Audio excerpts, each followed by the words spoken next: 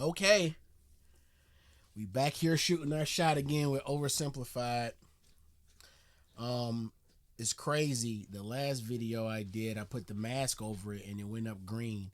And do you know them folks still found a little part of the video to claim? I guess I didn't make the image big enough and it caught a little part and they claimed it. But I'm going to do this. The first Punic War. A few people said I should do it. It's 2 parts. So I'm going to, or is it 4 parts? I can't remember.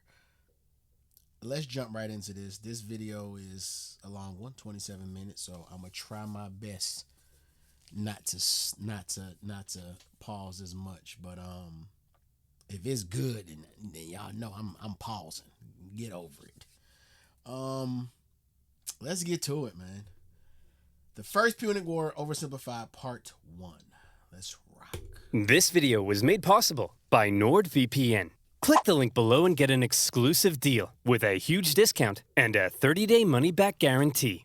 Introducing our new, glorious, breathtaking bucket plushie. Limited quantity, available now, along with some Punic War character pins. Wow. Buy them, or I'll marry your mother. It's your choice. Oh, Marcellus, you sure have a lot of dignitas. Kiss me. Wait. I'm already pausing. What's that Roman numeral for? Is it 99? I don't know if it's 99. And I ain't got my phone on me to jewel it. I got however many problems, but Rome ain't one. Okay. Hey, Dad? Hi, son. Just reading the newspaper. What can I do for you? Well, you know how you always say Rome is the greatest civilization in the world? Wait. There. It's your choice. Just wait. Oh, Marcellus, you sure have a lot of dignitas. Kiss me. Okay. Hey, Dad? Hi, son. Just reading the newspaper. What can I do for you? Well, you know how you always say Rome is the greatest civilization in the world? It bloody well is. Well, I was just wondering, what makes us so great? How did we come to be? Wow, my son. Boy, let me take you on a journey to this side of the room. The story of Rome begins with these beautiful baby boys going to town on some she-wolf mommy milkers. That's gross. You're gross! Sorry, son. You're not gross. I love you. They're called Romulus and Remus, and when they grew up, in 753 BC, they founded Rome. But there was just one problem. They couldn't agree on which of them should be the king. But they worked it out peacefully, right? Oh, heavens no. Romulus caved Remus's skull in with a shovel. Here's a picture. Our first king committed fratricide? I know. Look at his face. When's the part where we become the greatest civilization, Dad? Well, you see, at first Rome was full of men. Oh, yeah. I'm talking like a real sausage party. You know what I mean? Yes, sir. So we invited some neighboring cities over for a big feast. And then we literally kidnapped all of their women. Here's a picture. Look at that one. She's like, this is messed up. You're messed up! Ugh. Sorry. I'll be a better father. I promise. So then, finally, after centuries of monarchy, those tyrannical kings started getting a little too big for their britches. So we overthrew the kings and established Rome as a republic. Is that when all the killing... How was it that many men there? When they found it, did they just say, just bring a whole bunch of the homies over? How was there... I'm pretty sure there was some women there, or maybe none, I don't know, but how was it that many men that they had to kidnap women from other places? Stopped? Oh, heavens no. That's when the killing surged, baby. We went wild and conquered the Latin League, the Samnites, the Etruscans. Woo! What a rush. Dad, Rome seems pretty barbaric. You're barbaric! Oh, I forgot to tell you about the time a prophet told Saturn his son would one day overthrow him. So Saturn literally ate his own son seconds after he was born. I don't want to see a picture. Here's a picture. Dad! Look at that! That's messed up, man. Are we really this uncivilized? Hey! If we were so uncivilized, would we use communal toilets where we all fart and poo together in one big stinky, steamy, dirty toilet room? Yeah, Dad, we would! Clean your butt with a sponge, Timulus. But all these guys just used it. What's wrong with your son, bro? I don't want to be Roman. This is so weird. You're weird! Sorry, you're not weird. I'm sure you're probably fine.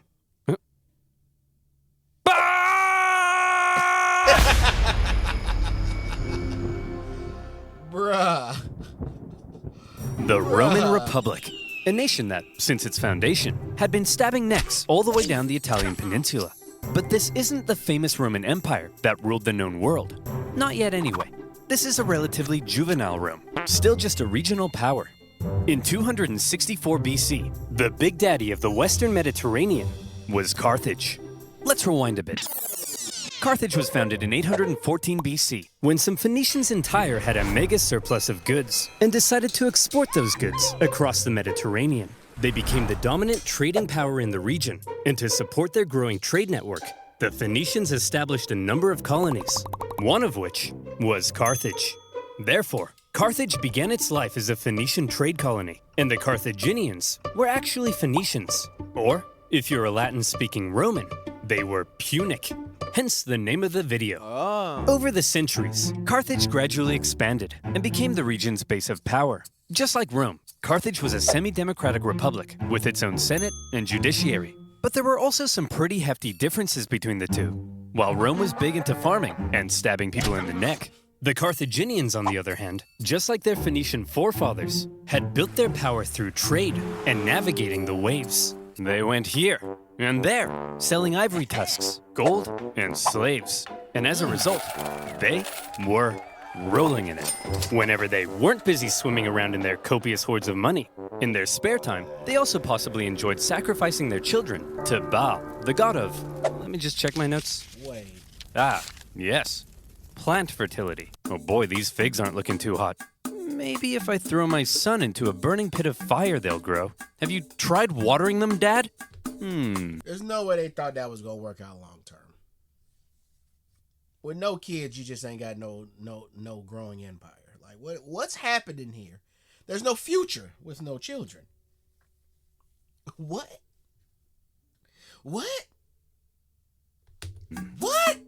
No, we'll try that second. As a result of all their trading, Carthage had emerged as one of the Mediterranean's superpowers. But wait, they said. Rome? What the heck is that? Well, I know it's a pretty obscure little country that you've probably never heard of. But this spunky young nation was about to upset the entire region's balance of power. Initially, the two sides enjoyed relatively friendly relations, and had even signed a couple treaties. But it was a relationship that was practically destined to turn sour. See, Rome had a thing where they liked to aggressively expand their boundaries, often viewing such expansion as a defensive act. Kinda like when you kill your neighbor, because you knew eventually they would have tried to kill you first. Meanwhile, Carthage was extremely protective of its wealthy trade network. So if you put a very strategically important island between them, well, 2 + 2 = war. Tensions rose, and the two sides began viewing each other with increasing disdain. The hard-working Romans looked across the water at the money-hungry Carthaginians and said, "Look at those dishonest crooks. Bet they've never done an honest day's work in their lives." And the Carthaginians looked back and said, "Look at those simple-minded brutes. Bet they've never sacrificed a baby in their lives." Yeah! While war between the two superpowers seemed inevitable, the event that finally triggered it was a little unexpected. The whole thing began with a few simple mad lads on a wild night out. These mad lads are called the Mamertines. They were Italian mercenaries employed by the tyrant of Syracuse here. But when he died, his successor said, "Sorry fellas, we don't need any big burly men with sharp sticks anymore. You can all go home." The Mamertines, as it turned out, didn't want to go home. So instead, they went to the nearby town of Messana and said, "Hey man, we are but poor little buff boys without a home. May we come in?" Aw, poor fellas. Sure thing. Just so long as you promise not to massacre all of us. We promise. The Mamertines then massacred all of them. Well, not all of them, just the men. And they stole their homes and families. Ha! This is my house now. This is my best dad ever mug now. And you guys are my new family. Son, wanna go play catch with your old papa? You're not my real dad. Ugh, teenagers. Am I right, dear? You're not my real husband. Ugh, I'm so trapped in this marriage. Then get out! No, Messana was now controlled by the Mamertines, and they began raiding up and down the Syracuse coastline. When the new ruler of Syracuse saw this, he wasn't happy. The Syracusans began fighting back, and in response, the Mamertines said, "Oh crap, they're fighting back? What do we do? Quick, we'll convince the Carthaginians to come and save us." Oh no! We're in trouble, and we need a big, strong empire to come and rub our bellies. Why are you saying it like that? If I was a big, strong empire, I think I'd like to be seduced. See? It's working! The Carthaginians had long dreamed of controlling all of Sicily. They had been fighting Syracuse and their Greek influence on the island for centuries. And now, here was a great opportunity to get one over on them. So Carthage promptly answered the Mamertines' cry for help and sent a force to garrison Messana. As it turned out, however, some within the ranks of the Mamertines weren't too happy with the occupying Carthaginians, and they sent out a second cry for I'm trying to figure out how many of it Mamertines were there when they got invited in to the city and started massacring everybody. How many of them was it? Like, how y'all let them take out all the men? What am I missing? I'm missing something, y'all. Y'all know I be missing shit. What am I missing? Mamertines weren't too happy with the occupying Carthaginians, and they sent out a second cry for help to Rome. When it reached the Roman Senate, they were a little more hesitant. Going to help the Mamertines ran the risk of triggering an all-out war with Carthage, and they had only just finished conquering the Italian peninsula, so they were kind of tired. Plus, the Mamertines were all the way across the water. They had never made a leap like that before. So you would assume that to avoid any conflict with Carthage, the exhausted Romans would probably sit this one out. But you would assume wrong. Rome just couldn't resist a good chance for war. Why? Well, there's something you gotta understand about Rome. See, as a republic, they were hell-bent on preventing any one man from ever gaining too much power. And so rather than having one leader, Rome had two, called consuls, who shared power. These consuls could also only serve for 1 year at a time before new consuls were elected. These measures to limit the powers of the consuls were noble, but had an interesting side effect. The consuls knew they had just 1 year to try and gain as much glory and prestige as possible, something that was very important in Roman society. And the best way of gaining glory and prestige? Military victory, of course. The Roman political system basically ended up encouraging these consuls to go out and be as aggressive as your Italian grandmother when you don't eat all the spaghetti. And so the glory-seeking consuls convinced the people to vote in favor of going to Messana. And in they went. Upon the arrival of the Romans, the Carthaginians in the city, amongst the confusion, were forced to leave. Now, in contrast to Roman aggression, the Carthaginian military had a slightly different philosophy. All right, kids, listen up. If you want to grow up to be Carthaginian military leaders, there's a few things you have to understand. If you fail to succeed on the battlefield, that's a crucifixion. Showing cowardice, that's a crucifixion. Hello, sir. What are you doing here? Aren't you meant to be in Messana? Yeah, but the Romans showed up. So you just left? Sure did. Oh, you better believe that's a crucifixion. The Roman consuls were awarded for victory, and therefore tended to be aggressive go-getters. By contrast, the Carthaginian generals were brutally punished for failure, and so they tended to be more cautious and restrained. This dynamic is helpful for understanding some of the crazy things that happened during the Punic Wars. Okay. So, the Romans have crossed over to Messana, and now there was some red on the island. Hit that panic button. This turn of events was unacceptable to both Carthage and Syracuse, so the traditional enemies teamed up to kick the Romans off their island. They surrounded the city and said, "Hey, you jerks! This isn't your island! Come out of there at once!" Okay, we're coming. See, Phil, you just gotta speak with authority. That's what being an alpha male's all about. Hey, man. Oh, you brought your weapons and armor? No, I didn't mean...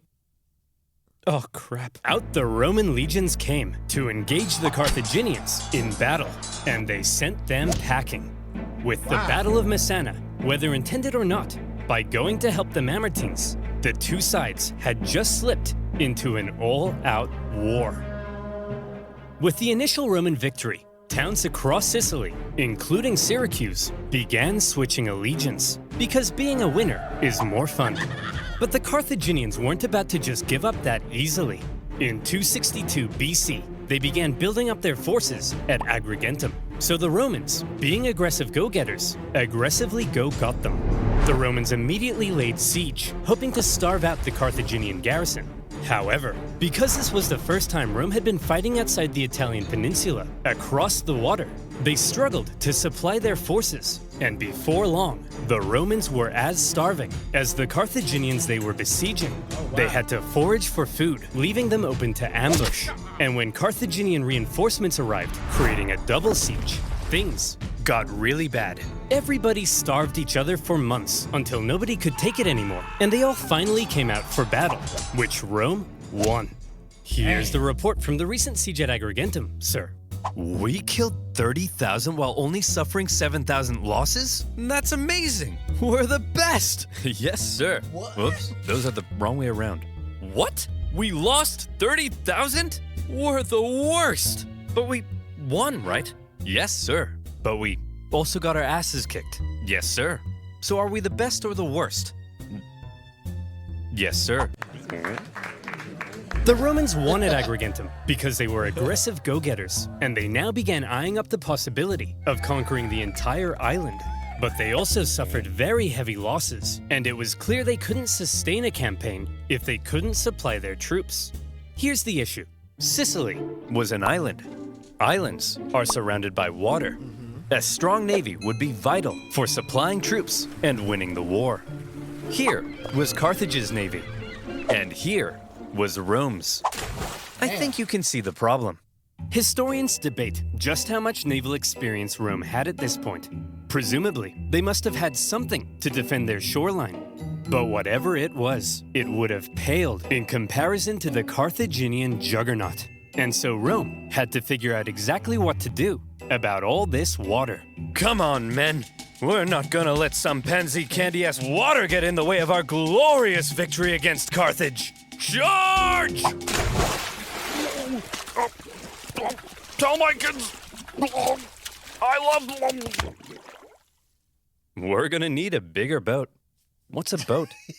I don't know. If the Romans wanted to win this war and obtain Sicily, there was only... It's supposed to be funny, but they... the delivery is comical. Oh, okay. only one thing for them to do. I guess we're just gonna have to go ahead and build ourselves a war fleet, aren't we? From scratch? From scratch. But we don't even know how. Never mind how to fight with one. Don't worry, Hank. We're up to the challenge. Come on, guys. We're Romans, and Romans aren't afraid of anything. And so, the Romans worked long and hard trying to figure out how on earth you actually build the latest style of warship. In the end, they had a bit of luck on their side. A Carthaginian quinquirem ended up accidentally grounding on Italian soil. The Romans found it and copied the design. While the new fleet was being built, the Romans trained rowers on land. And would you believe it? The Romans put together a full fighting fleet of 120 warships in just 2 months. Oh, a staggering feat. Those can't Now, hold up. I know what you're thinking, Those but ain't- oversimplified. If the Romans can build a war fleet from scratch in 2 months, then why does it take you half a year to make a video? Well, my valued subscriber, I think you should shut up. What the heck? How on earth did the Romans learn how to build a war fleet? This shouldn't be happening. From what I hear, they copied the design from us, sir. Well, how on earth did they get the blueprint, Carl? I don't know, sir. But I'll tell you what. If you're worried about people stealing your data, no, and you want to protect yourself from outside threats, don't you No, dare. it's not Then an ad. you, my friend, if you mention NordVPN, I'll scream. Should use NordVPN. Do you like corporations knowing everything about you and then selling your data to advertisers who convince you to buy things you don't need in an endless cycle over Elite and over blendage. until you die? Me neither. Elite And that's why I blending. use NordVPN. NordVPN allows you to connect to super fast secure servers all around the world, encrypting your IP address to It's protect your real online data smooth. from undesirable eyes. Real smooth. That means you can look at all the squatty potties you want, and no one will know. With NordVPN, you can search for better online deals in other territories and unlock content not available in your country. NordVPN now comes with a threat protection function and much more. And if you don't like it, it comes with a 30-day money-back guarantee. Go to nordvpn.com/oversimplified to get an exclusive deal with a huge discount. That's nordvpn.com/oversimplified. And as always, you'll be supporting my channel. So thank you. Now, where were we? Fire. Oh yeah, the siege at Agrigentum, supply issues, and building a war fleet. So now the Romans have a navy, and it's time to put it to the test. But how does one wage ancient naval warfare? Easy. All of the ships had giant bronze rams on the front, so all you had to do was outmaneuver the enemy and give him the jimmies. Easy as pie.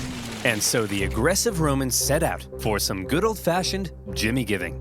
The consul, Gnaeus Cornelius Scipio, set out for the town of Lipara, believing the garrison there wanted to join the Romans. As he entered the harbor, however, he found himself trapped by a Carthaginian fleet, and in the following skirmish, he was completely outmatched. The Romans may have had a brand new fleet, but when it came to engaging in actual combat, their inexperience showed. There was just something better about the Carthaginian ships. The Carthaginian rowers had nicer abs. The entire Carthaginian Empire had been built on expert seamanship. So, when it came to water, the Carthaginians were better, and the Romans were wetter. In their initial skirmish, the Romans were beaten so badly that the consul, Scipio, was given a nickname, Asina. And if you're wondering what that means, just drop the Ina. So what were the Romans to do? How could they possibly stand up to this Carthaginian superpower? Well, there's something you gotta understand about the Romans. Back when they found that Carthaginian ship and copied its design, that wasn't a one-off thing. Copying their enemies was as Roman as punishing murderers by sewing them into a leather pouch with a monkey, snake, and rooster, and then throwing them into a river, which is a thing they did. Wait, what was I talking about? What? Oh yeah, copying their enemies. Wait, what did they used to do? Off thing. Copying their enemies was as Roman as punishing murderers by sewing them into a leather pouch with a monkey, snake, and rooster, and then throwing them into a river, which is a thing they did. Wait, what was I talking about? Oh yeah, copying their enemies. Many of the most famous Roman inventions were actually borrowed. Aqueducts, chariot racing, their gods. Even in warfare, the Romans would get pierced by a Sabine javelin, and they'd be like, wow. They'd get hacked to bits by an Iberian sword, and they'd be like, wow. And they'd copy the designs for themselves. However, they wouldn't just copy it. They would advance it, finding ways to adapt it as perfectly as possible. And in the case of naval warfare, the Romans realized if they wanted to beat the Carthaginians at their own game, they would have to adapt. The Romans excelled at combat on land, not on water.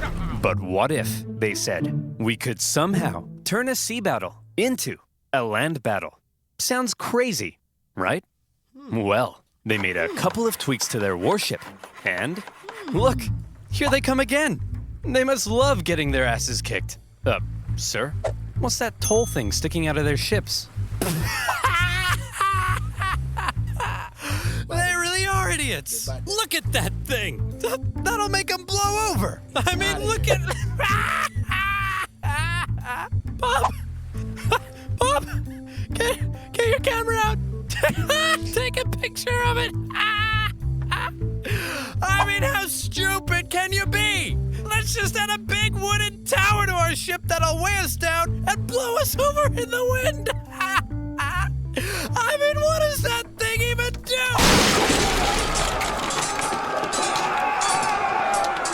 The Romans had built a big swinging spiked gangway called the corvus. So when the Carthaginian ships approached to ram them, the Romans would just slam them.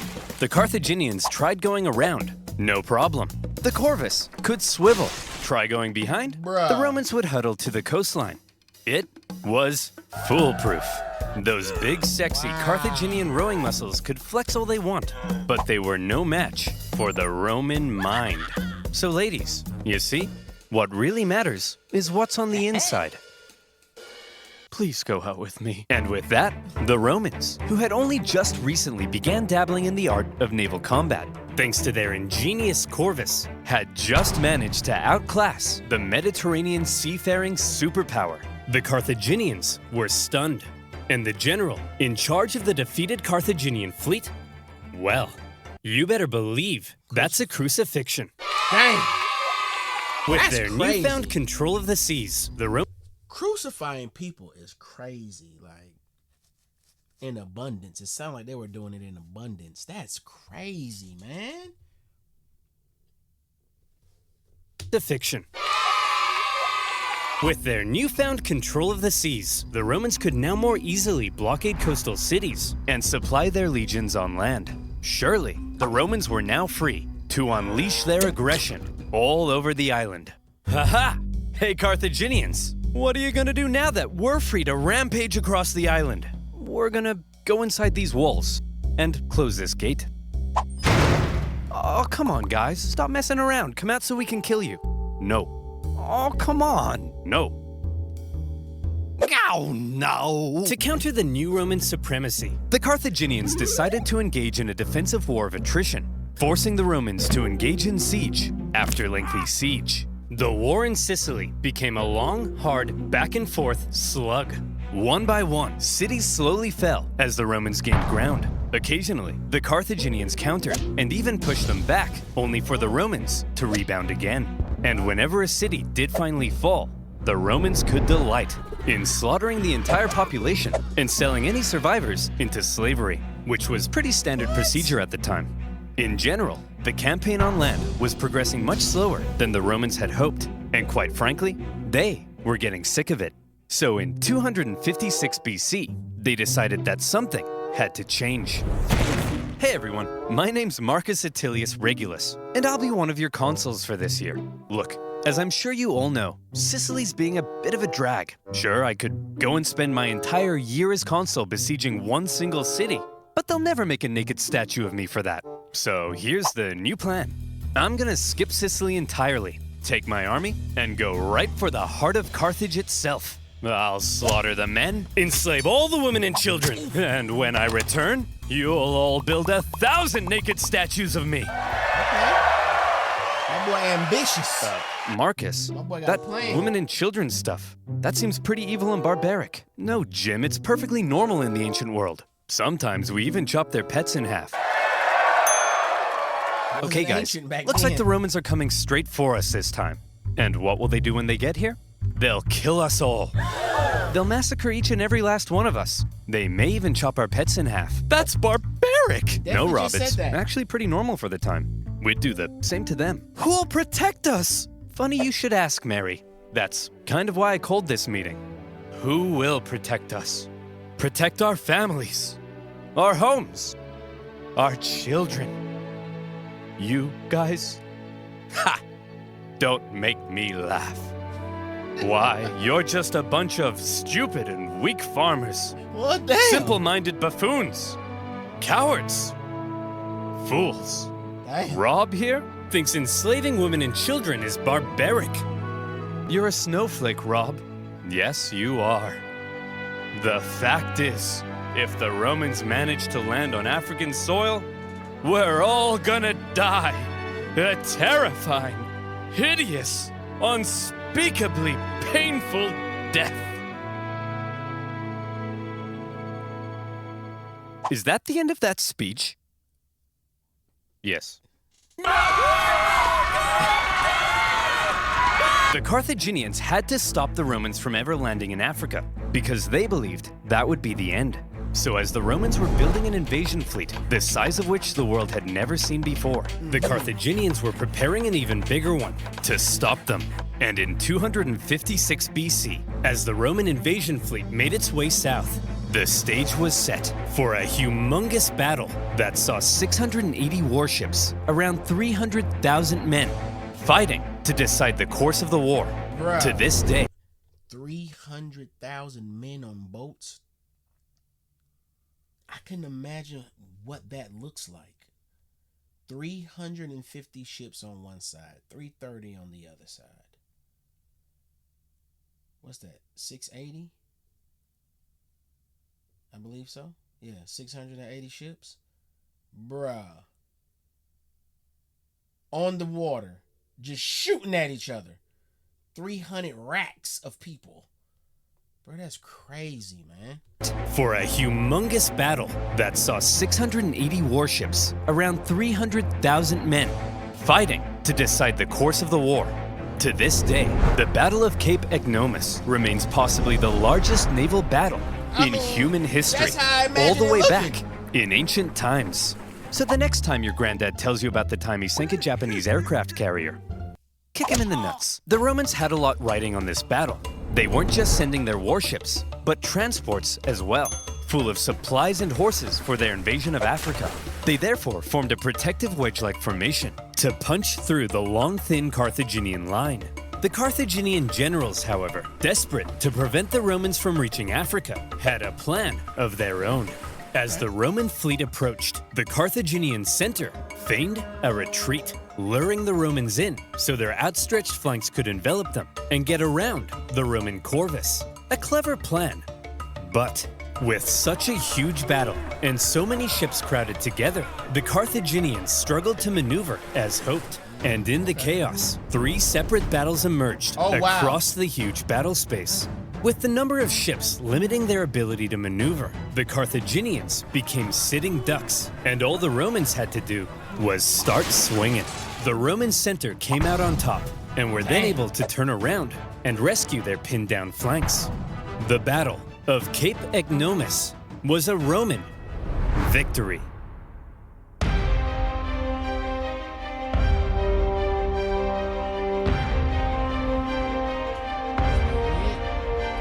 That's it. Okay. I was a little zoned. I was a little zoned. Yeah, let me go ahead and get on this part 2. Take me a little water break. Get on this part 2. Make sure you guys like, comment, share, and subscribe. That's crazy, bro. 680 ships, 300,000 people. You telling me is that much wreckage in the waters? Those many bones down there? Yeah, man. Yeah, boy. Humans, boy. We been doing damage since day one, boy. Soon as we got to this motherfucker, but let's fuck this shit up, man. Let's get to it. We ain't got no time to wait. Let's get to it. We got shit to fuck up. Come on. Crazy, man. Crazy. I'm out.